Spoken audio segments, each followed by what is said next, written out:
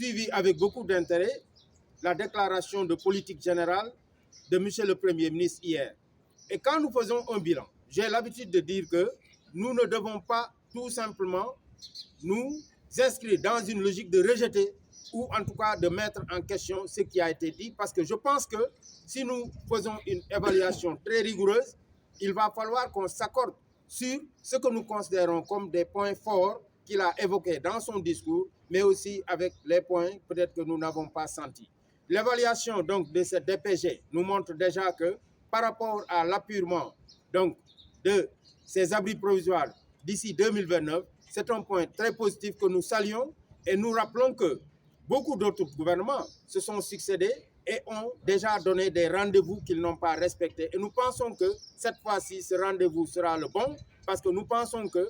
parmi les sources de contre-performance de notre système éducatif, tout le monde peut être d'accord que parmi les points les plus importants, il y a la question des abris provisoires. Nous avons également apprécié d'autres points relatifs à la mise en place quand même d'un système éducatif qui puisse nous permettre de régler la question de l'employabilité, de doter ses fils et filles de la nation des compétences nécessaires pour prendre en charge la question du développement et également le renforcement du capital humain, ainsi que d'autres points, surtout quand il a parlé de cette migration pour qu'on aille vers ce qu'on appelle une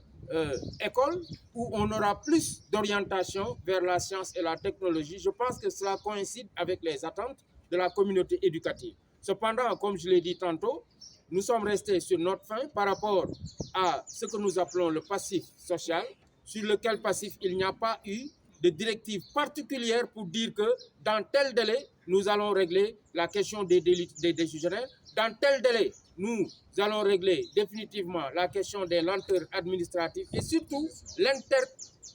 l'interconnexion entre les différentes plateformes des différents ministères, parce que nous savons que lors du comité de suivi des accords, il nous a été dit que d'ici décembre, il n'y aura plus de lenteur au Sénégal. Et je pense que pour une administration qui veut migrer vers la digitalisation, il était attendu de M. le Premier ministre, qui a surtout parlé ces derniers jours de la nécessité d'aller vers une administration beaucoup plus efficace, mais d'intégrer cette question relative à la digitalisation